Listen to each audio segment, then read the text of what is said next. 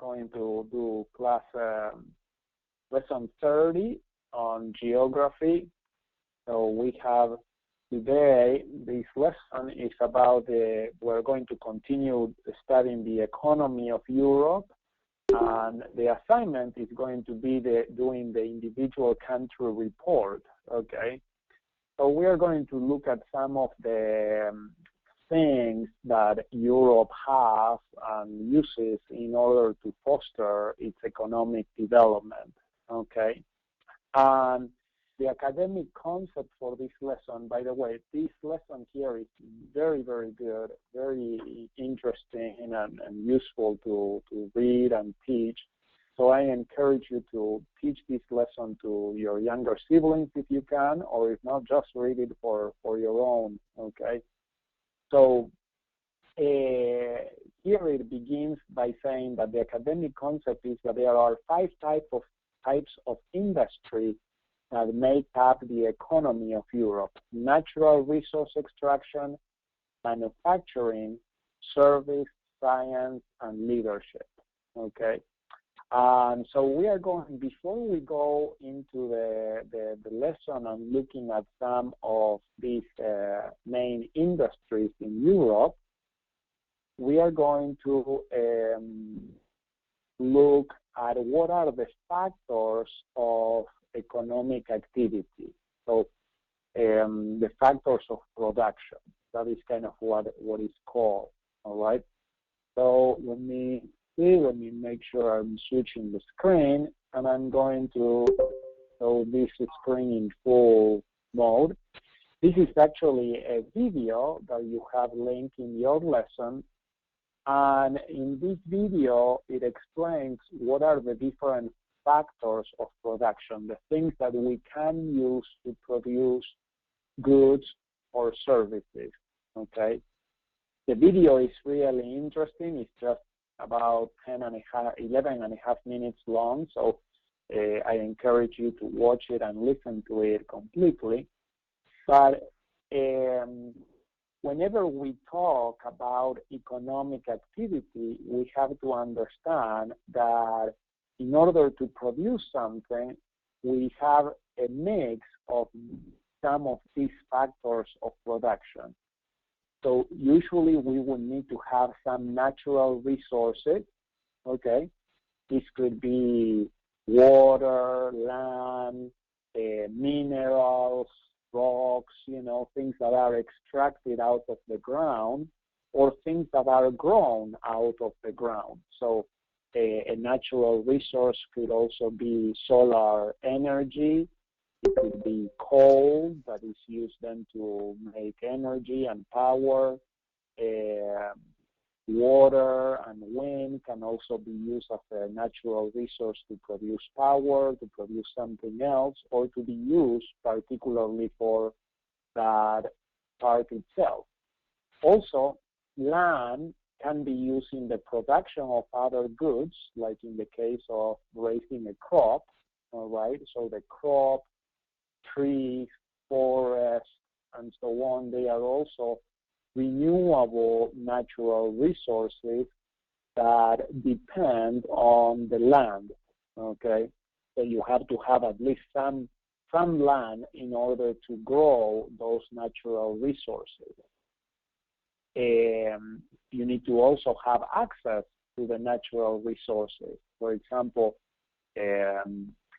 companies that fish, that are, you know, basically that produce the catch of fish, they need to have ships and access to the water in order to fish the fish that they harvest, okay? And so there's lots of different natural resources. They are classified mainly in 2 different types, non-renewable and renewable natural resources. For example, mining, whether it be rocks, minerals, gravel, oil, okay, gold, platinum, those are non-renewable natural resources because you are basically going to mine whatever is there on the ground in the part of the part of land that you have access to, and you can certainly sell that, but you cannot grow more mineral. Okay, so that is non-renewable natural resource. A renewable natural resource. I'm going to mute everyone so we avoid the background noise. Okay, so a renewable natural resource would be, like I was mentioning, things that you can grow. Okay, and a forest, trees, crops, those are renewable natural resources. Even a business that just produces some sort of service, sometimes they need some natural resource. For example, they may have a building that they need to go and work to provide a service. Well, that building sits on some part of land, and the business needs to either pay rent for the land or buy the land in order to have that part of the natural resource that is needed. Okay, so almost every single business or economic activity uses some sort of natural resource. Capital is another form of another factor of production, and it's not only referring to the money that is needed to finance the operation. So it's not only the financial capital, but also this refers to the machinery, the tools, the technology that financial capital needs to buy in order to transform the natural resources or to create the services that it's doing. Okay, so telephones, computers, desks, buildings, chairs, tractors, mining equipment, ships, those are all capital goods, okay? And as a factor of production, we see this capital investment as anything that is created, so it's goods that produce other goods, okay? So anything that is created to produce something else. So it's not the thing in itself that we are producing, but it's used in order to produce something different, something else. So that is another factor of production. Whenever we use natural resources, we need to pay for those natural resources, and usually the form of return on the natural resource is called rent. Okay, so for natural resources, especially land, the normal way to pay for that is by paying rent. The payment for capital investment is interest.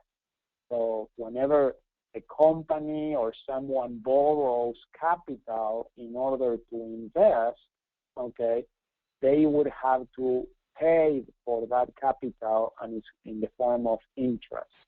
Okay. Human resources is the third factor of production, and that basically involves the people that are actually doing the work, that are hired in order to provide the labor, the skills, the knowledge, the things that they need in order to use the resources, the capital investment to produce whatever good or service they are hired to do, all right? And the return for these human resources or labor is called wages, okay? So whenever you are hired to do something, you are going to be paid in the form of a wage, okay?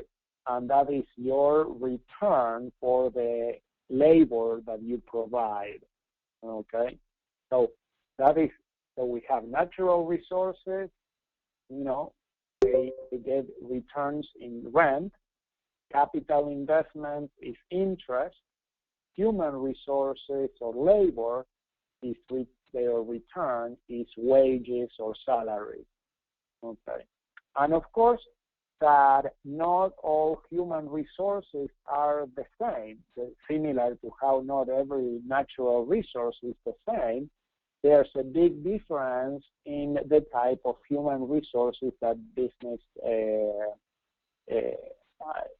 gets. All right, and the higher quality, the more knowledge or more specialized skills that a person has, the more different or specialized type of labor that that person can provide for the company.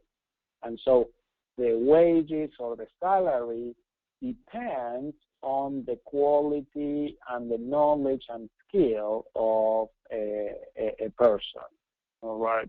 So that is, there's a huge difference in wages and salaries depending on that part. And that is a very important thing for you because many times that is one of the reasons why we as parents, we emphasize the education of our children, okay? So education has several purposes, but one of them is to be able for you to become a more productive, okay, a more productive factor of production, if you wish, okay? Someone that to command a higher wage, all right, because you have skills, knowledge that are of a special kind. Mm-hmm. The fourth factor of production is called entrepreneurship. Entrepreneurship is the management, the ideas that go into combining the other three factors of production in order to decide what to do, what product or service to produce, okay? And the return for entrepreneurship is profit. And this is very, very important. Some people have a huge misunderstanding about the value of entrepreneurship. But the entrepreneurs are really the people that combine the other factors of resources in order to decide what to produce, how to sell it, where to sell it, and so on. What is the economic activity that is going to happen? And that is actually a very key proposition, okay? The entrepreneurs bear the burden of all the risk. If they make wrong decisions, the people that were hired to do some job, they still receive their wages or salary. But if there is a wrong decision and the company fails, the entrepreneur does not get any profit. So all the other factors of production need to get paid, all right? Whoever owns the land receives the rent. Whoever provides the capital in order to buy other capital goods receives the interest. The people that provide the labor, they receive their wages. The entrepreneur receives the profit if there are profits after all the other factors of production are distributed, are paid for, okay? So the profit is really the residual of that economic activity, and it certainly makes sense that because the entrepreneur bears the burden of and the risk of not receiving anything, they should be the ones that receive the remainder, okay? And actually, that is one of the main incentives and motivators for entrepreneurs to assume that risk and do the enterprises, the fact that they will be able to enjoy the profit. If you take that out of the equation, then almost nothing happens, okay? Nothing else happens. because people, that have labor, but they don't assume entrepreneurship risk, who are they going to sell their labor to? Okay. Owners of land, if they are not putting it to some productive use, they are not going to receive any rent. Okay. And the people that own the capital, if there is not an entrepreneur that actually wants to use that capital, they are not going to receive any interest either. So the entrepreneur is really an essential part in these factors of production. Okay. So you certainly can, as a person, develop your skills not only to provide labor for someone else for wages, but you could choose to become an entrepreneur, okay, in order to enjoy the profit. All right? Does that make sense? Any questions so far about what I have been explaining about the factors of production? Any questions? Now it's your. I had something. Give me a second. Yeah. Vivian says nope. Okay, I hope that is clear. Watch the video, okay, and it's going to also be very helpful in explaining more. So, okay. If the entrepreneur, the person who puts all these resources together to create wealth, are very key, then why are they the ones who are taxed the most? Well, taxation is another issue. Okay, so taxation.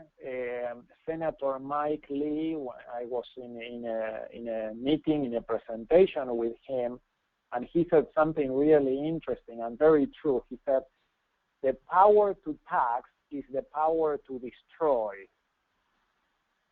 Okay? Yeah. The power to tax is the power to destroy. Because what happens is that taxation does not create wealth. It does not create anything. It takes. Okay? It basically takes resources from the economy and distributes them some other way, artificially. But it does not create any economic activity. Okay? It destroys economic activity. So the reason why, people that have, more money are taxed at higher levels are, social reasons. They are socially and political, economic reasons, but they are not really to help the economy of a country. Okay. Okay. People, argue and said, oh yeah, well, the rich people that have excess profits, they don't need that. Well, let the entrepreneurs decide. Okay. Because really, many times, most of the times, the people that are entrepreneurs that are good at that and receive profit, usually they are the ones that later on are able to invest, those profits either in the form of capital to produce more capital goods and resources, or they create other more businesses to produce even more wealth. Okay? So wealth is actually created, is not consumed. It is destroyed by by several processes. By one of them is the power of taxation. Okay, because taxation artificially takes some of these returns. Okay, taxation takes returns from rent, from interest, from wages, and from profit in different ways, but it takes all that away from the people that actually earn it. Okay, and then it uses, governments use that taxation for other purposes. Okay. Some purposes are, if you wish, more helpful to the economy. Okay, so for example, one way that some governments use taxation or taxes is to provide public services like roads, water, electricity, all the infrastructure that is common to other productive activities. Okay. That's where it should stop some of it. Sorry? That is a good responsibility, but they shouldn't be building houses and selling them, right? They shouldn't be business owners with that money, huh? They should be more. That's right. Yes. So, imagine if I have the power to tax and then I turn around and use the money that I'm getting from other, rightful earners and turn it around and invest it in other businesses or something like that, I'm actually an unfair competitor, okay?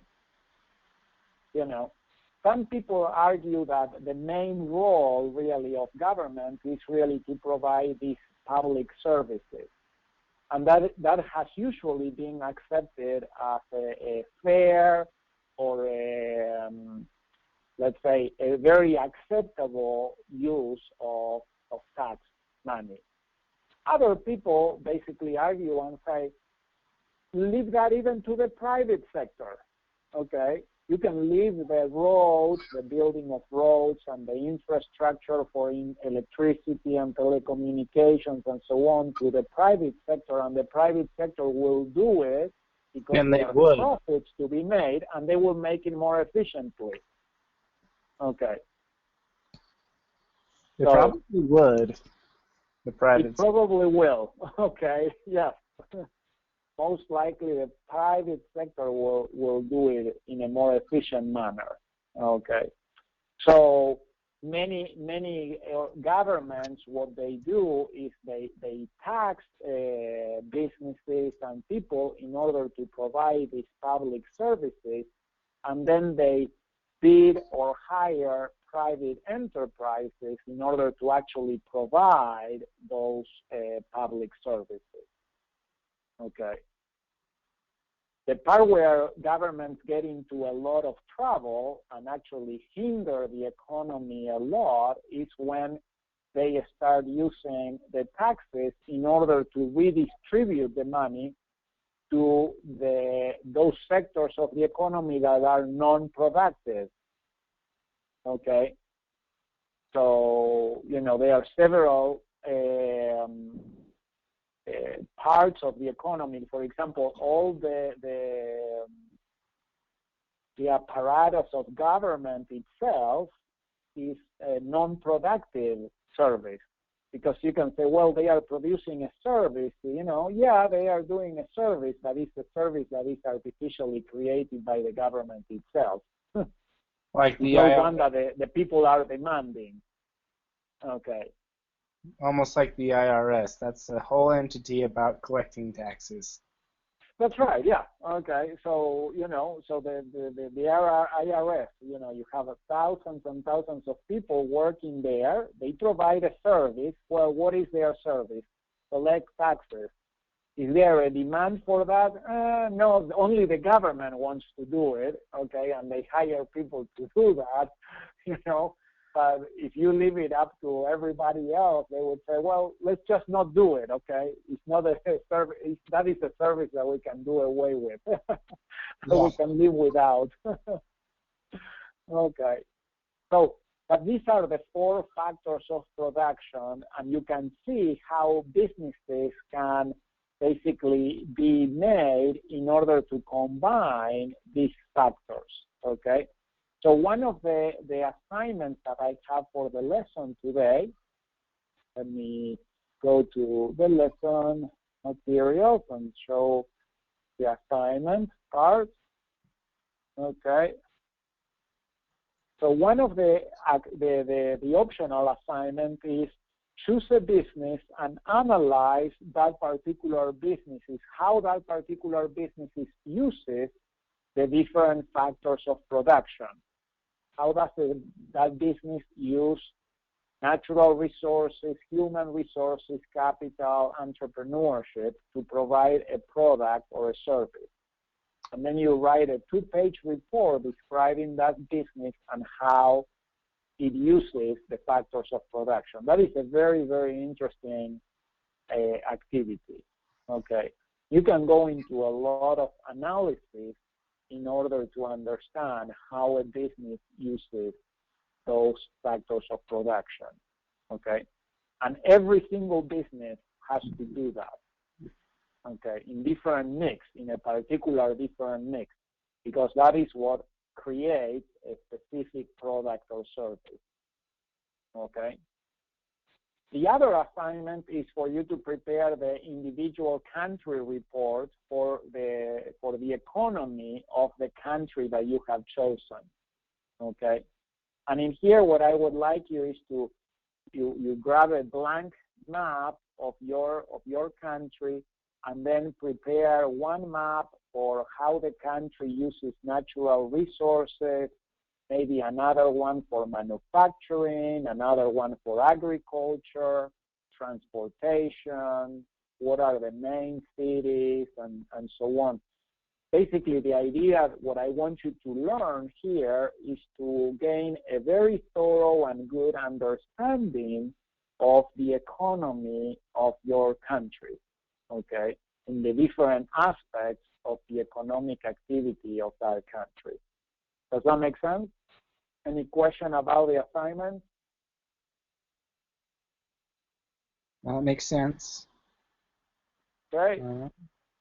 All right. Good. Good deal. So now in the lesson here, in the family school lesson, it actually talks about what are some of the activities of Europe. Okay, what are the economic activities of Europe in general? And it has links here. For example, this link shows the major agricultural production of the different European countries.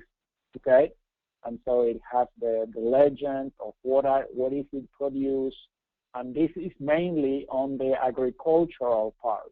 Okay, so every country needs to have some way to provide for the food, of its population. And so agriculture is an extremely important activity. Okay, aquaculture, fisheries and so on is included in that, and it provides the basis for a renewable agricultural activity. Okay, so many countries specialize on different types of agricultural production. So, for example, I remember when we went to England, the last time that my wife and I went to England, we were driving around the countryside of England, which is a beautiful, beautiful countryside. Okay, and we saw a lot of fields. Okay, so we were part of the time here in the south of England. We were going to Reading and this part here, and in this area there was a lot of agricultural production, and you could see hills, the rolling hills of the English landscape, all yellow, okay, with fields that were planted with flaxseed, which produces canola oil. Okay, so that was I tell you, it was miles and miles of these yellow flowers, okay, that produce the flaxseed, okay, and flaxseed and something, it has another name, this flower. If someone could Google what is the flower that produces canola oil, okay, now it escapes me. But then there were some fields that didn't have anything planted, and they were kind of like very, muddy, okay? There wasn't any grass, but they had these half tanks, okay, or, kind of half inverted tin structures, and there were animals inside. And these were pretty large, and sometimes you could see the animals outside of those structures, and they looked almost as big as a cow, and they were pigs, okay? So these pigs, these English pigs that they produce ham and sausage and everything in this area, I tell you, they were humongous, okay? They were so big, really. It was impressive, the size of this animal, okay? So here you see that there's a little pig here in Ireland, but they also have them in England, okay? So different countries, like I was saying, specialize in different production. For example, the Netherlands, Holland specializes in the production of tulip bulbs, okay, and flowers. Who would think that that would be an economic viable activity? Well, they produce billions of tulip bulbs that are sold all over the world, okay? And they take a lot of pride in their production of flowers, roses, and they sell not only the bulbs, but the flowers themselves to all over the place, okay? Of course, that whenever you produce something, you also need to transport it. We are going to talk more about transportation in a little bit. Here we have another link to another website that shows some of the mining activity in Europe, some of the minerals that are mined in Europe. This doesn't have a very high quality, okay, but the difference between these two maps, so this map shows the main mineral deposits of Europe, the type of mineral that is mined and where those minerals occur, all right?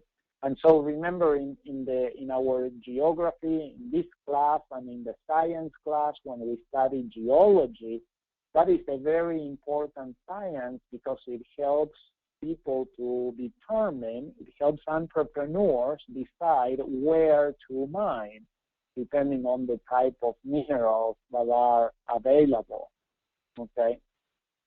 So this other map is interesting because it shows that some countries have national mineral policies, okay?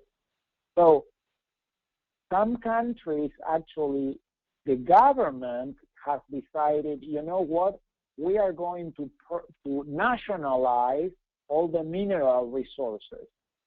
So the mineral resources are not privately owned, they cannot be mined privately, they are mined by the state, okay?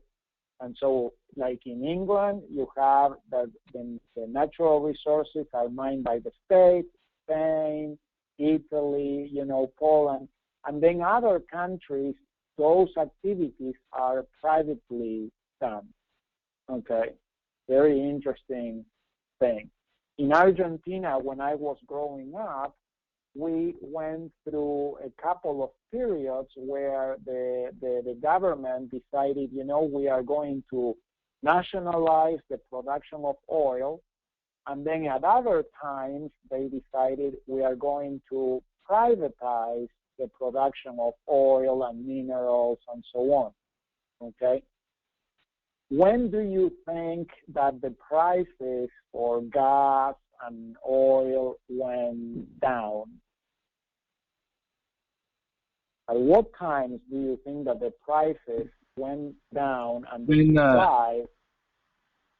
It's when the private companies took over oil, or yeah, that's right. Okay, once the natural resources were privatized, then usually you had more competition, and because of the competition, the different companies wanted to provide a better product at a cheaper price in order to compete with the next guy.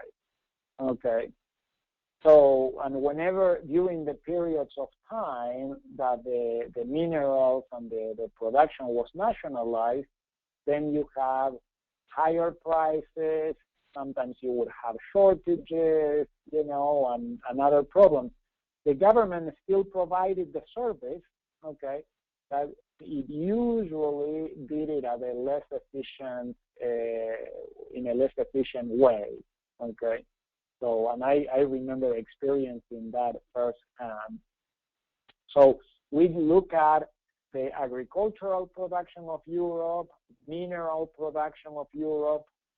Then here you have manufacturing production. This is a list of the largest European companies by revenue, okay, and where they are from and what type of industry they provide. So see here we have Volkswagen, Daimler, okay, Exor, and BMW. So some of the largest, okay, and Peugeot.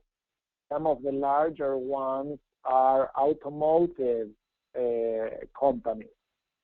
They are, you know, some of the ones that produce most revenue. Okay. As you can see, Germany has a very high ranking in producing manufacturing goods. So many of the largest manufacturing companies in Europe are in Germany. Okay, so that kind of also shows you the type of resources that they have available. So in Europe, in Germany, you have that the mineral resources are private, okay, are privately exploited, and there's lots of production of coal and iron, steel, you know, many of the basic minerals that are used for manufacturing companies. Okay, so the type of manufacturing activity that a country can have is dependent a lot on what are the natural resources accessible to that country. Okay, so that is another large part of the economy of Europe is the production of things, okay, the manufacturing of things. And here you see some of the largest companies in Europe, okay? So very, very interesting, the different types of companies. It's a large list. So I think that they included anything that had over 10 million, okay, euro. So it would be a revenue in billions of US dollars. So 10 billion and up, okay, of revenue, probably most likely per year for that. Okay. Yeah, you can use it if you can produce it. That's right. All right. So shipping is also a large activity that happens in Europe. As you can imagine, having a large coastline, and the European countries are kind of at the, you know, the crossroads really of shipping lanes. They need to do a lot of shipping of goods. So in Europe, there are several large ports that are very, very important for the economic activity of the different countries, and shipping is one of the large economic activities that happen there in Europe. We have here under the list, I was just saying in here in the list of companies, Merck. Okay, Merck is a huge, oh no, this one is a pharmaceutical, okay. There's another one called, Merck with K. I don't know if it's in this list now, but that is one of the shipping companies, you know, that has ships all over the world. Okay. I think that it is European, if I remember correctly. Okay.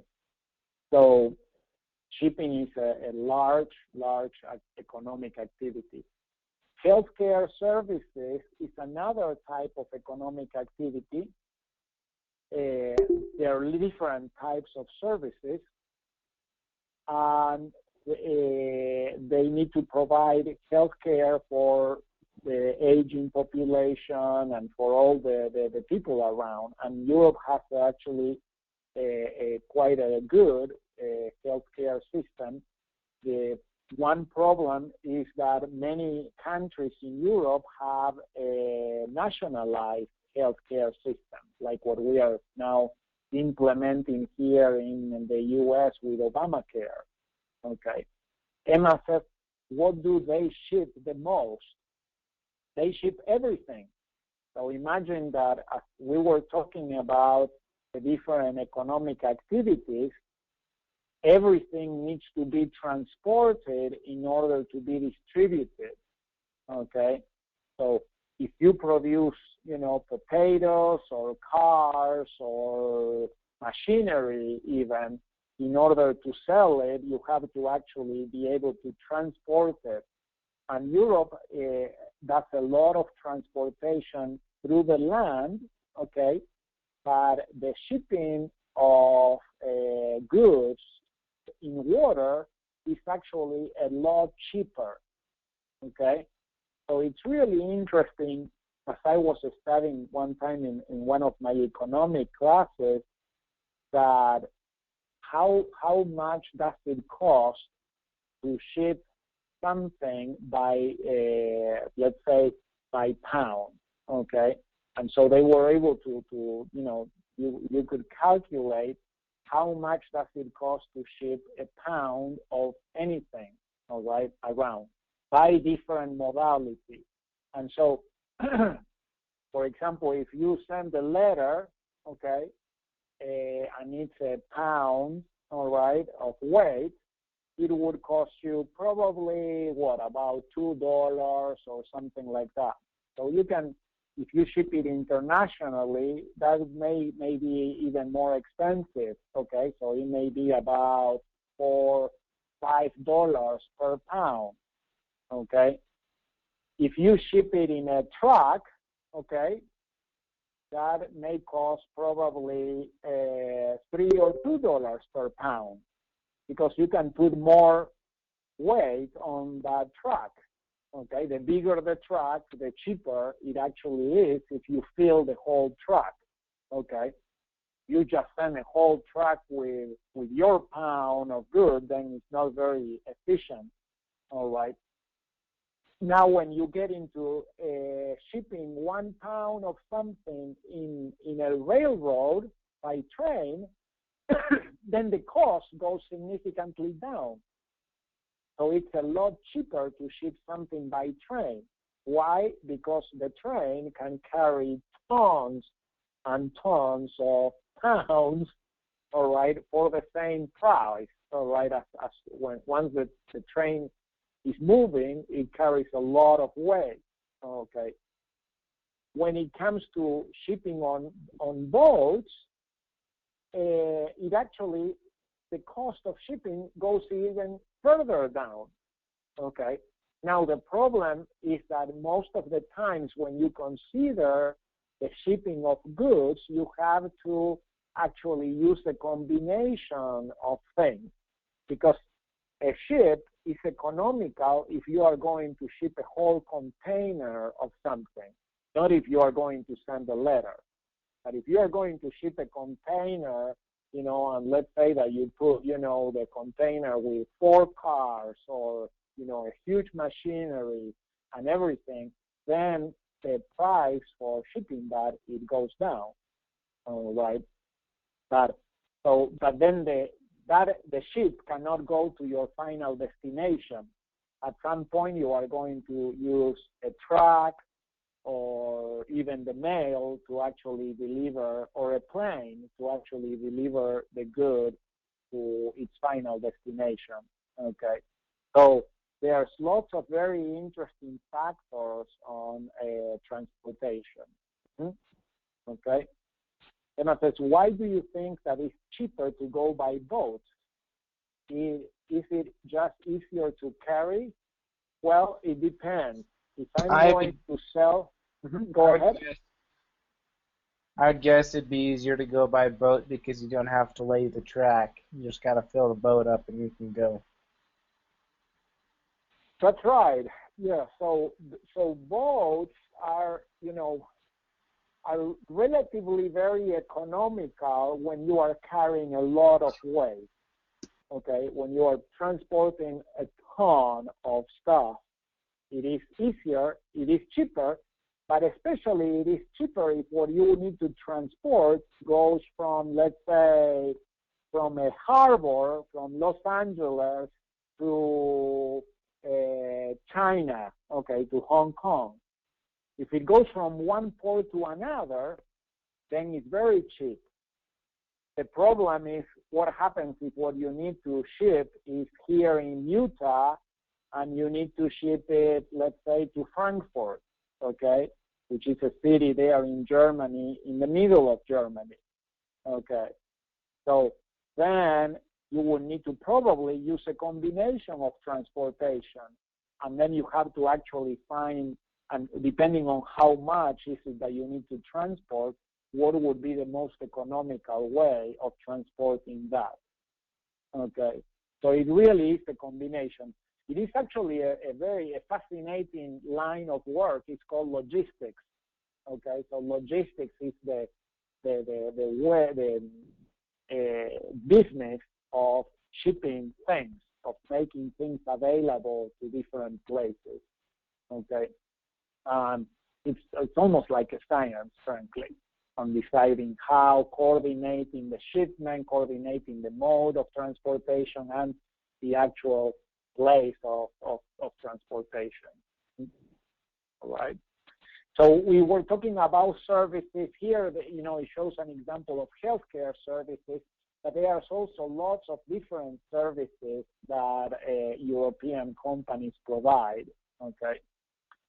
One of the services that are very important in Europe is the financial services.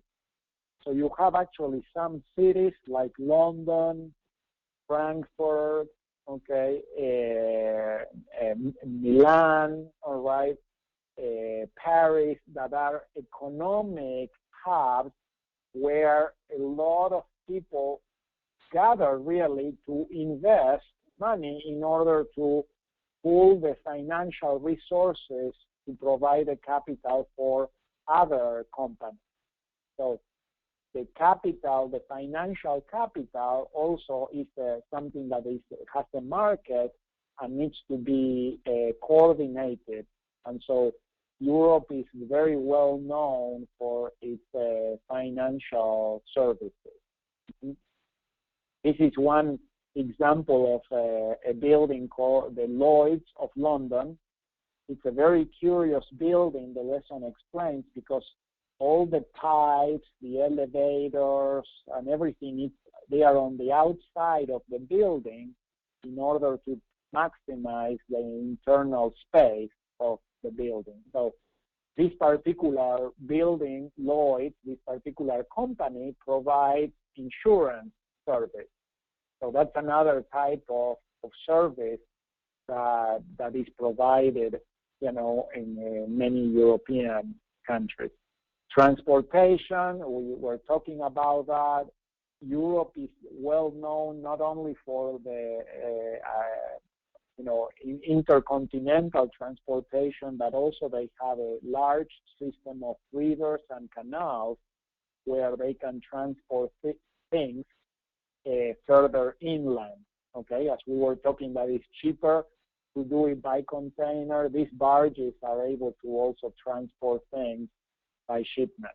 And of course, Europe is very well known for the railroad transportation. They have not only a good system of roads, but also of trains that go very fast in order to move goods and people.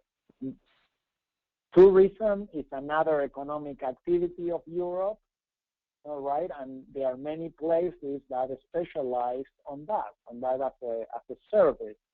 So Europe has very beautiful places and amazing historical places, and so the tourism industry is actually very, very large in Europe. Lots of people that work that industry. Okay, let's see. Also, the lesson explains that Europe is famous for providing leadership. There are several intellectual and political leaders that have come from Europe that have provided the world really with a lot of the knowledge and the political and understanding capital, sometimes for good and sometimes for ill, okay?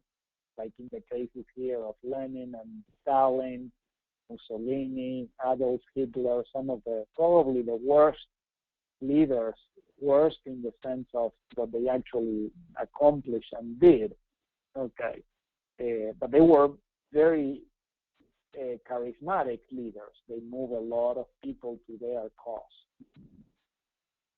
But they also provided Europe provided a lot of intellectual capital with inventors like Einstein, Newton, Columbus, okay, religious leaders like Martin Luther and John Calvin, and political leaders on the good side, I would say, like Winston Churchill, who was amazing, and Margaret Thatcher, who was also an amazing prime minister, okay.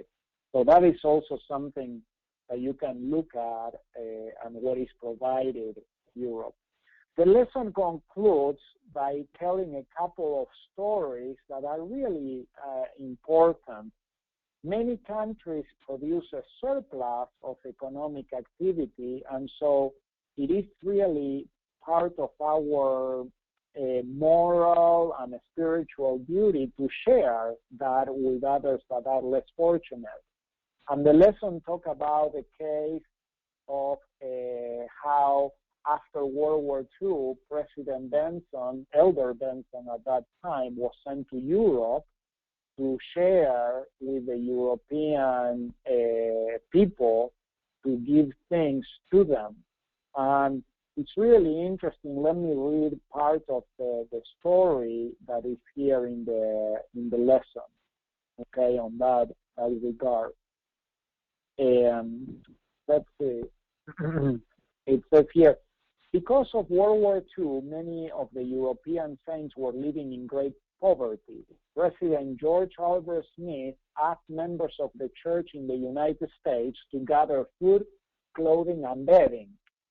Then the prophet met with U.S. President Harry S. Truman and asked for permission to send all the things that had been collected to the people in Europe. President Truman was surprised that people would want to help and not get anything in return. President Smith said, "We don't want their money." Then President Truman said, "You don't mean you are going to give it to them?" The prophet replied, "Of course, we would give it to them. They are our brothers and sisters and are in distress.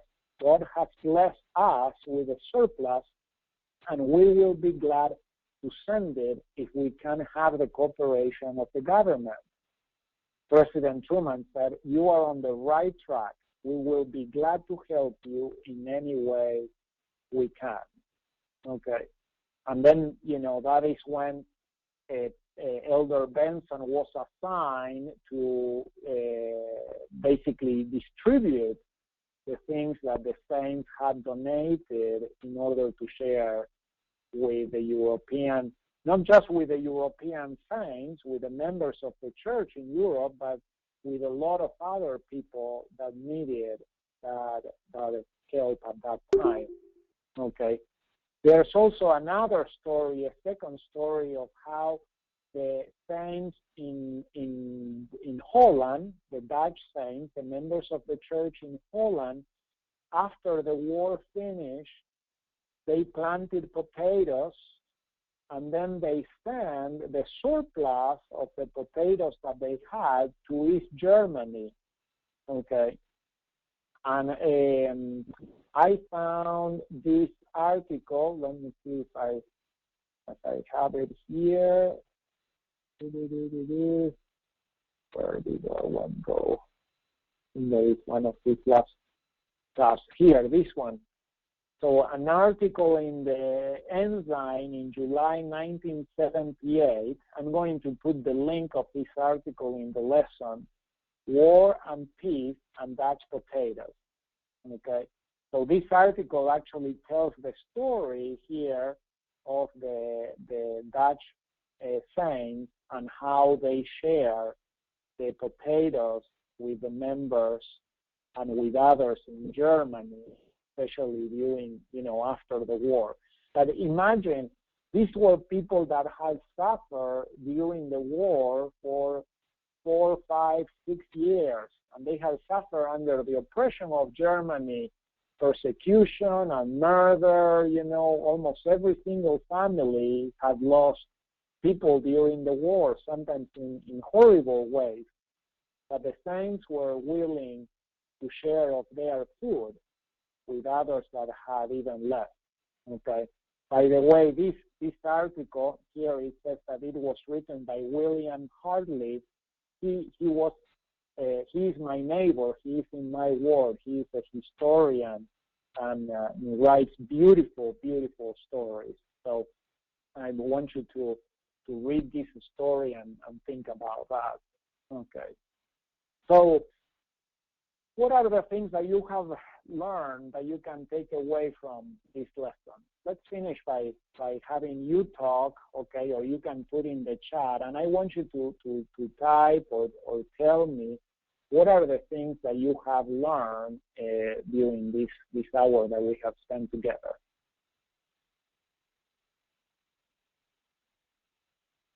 What are the concepts that have impressed you the most? Or something that you didn't know before? Mm-hmm.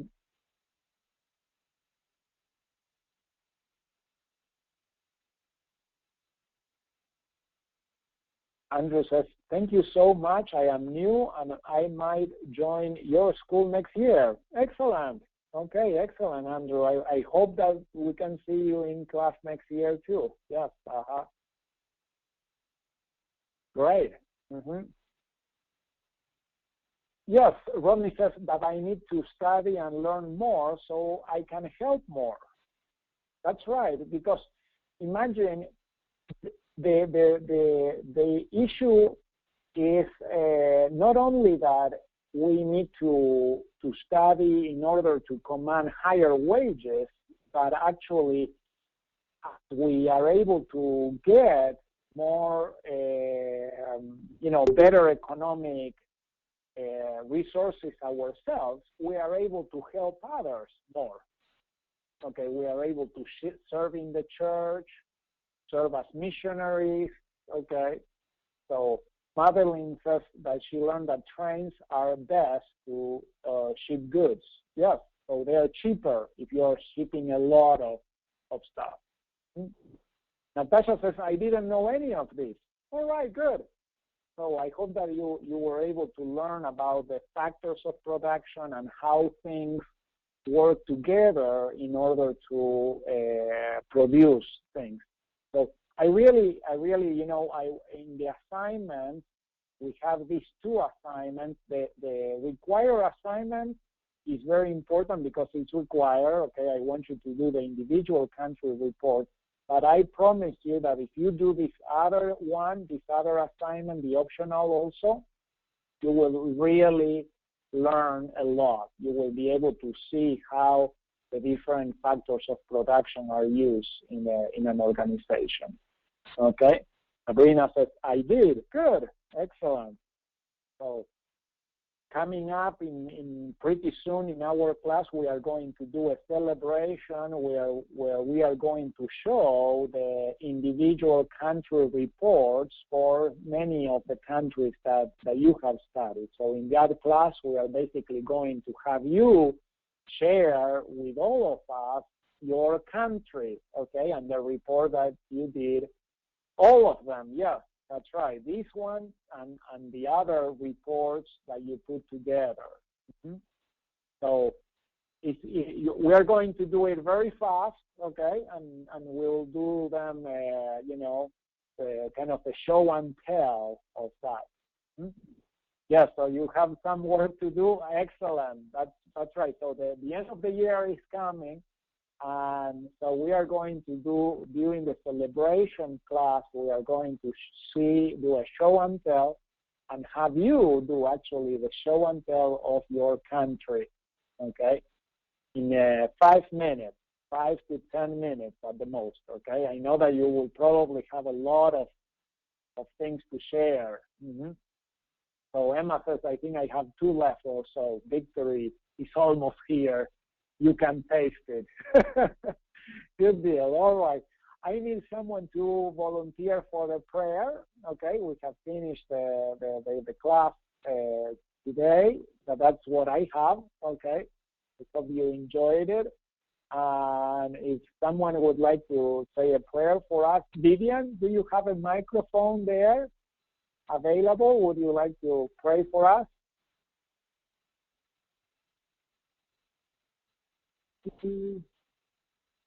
Any volunteers that have a mic you can turn on? I can pray. Excellent. Go ahead. Thank you. Dear kind Heavenly Father, we're thankful for this day. We're thankful for all the many things Thou hast given us. Please help us to be good stewards on this earth. Please help us learn to work hard and study hard. We may be able to be a servant unto Thee. Please help us with the talents that we have. Please help us multiply them. Please forgive us of our weaknesses and our failings. Help us to overcome them. Help us in our daily activities and work. And these things I say in the name of Jesus Christ. Amen. Amen.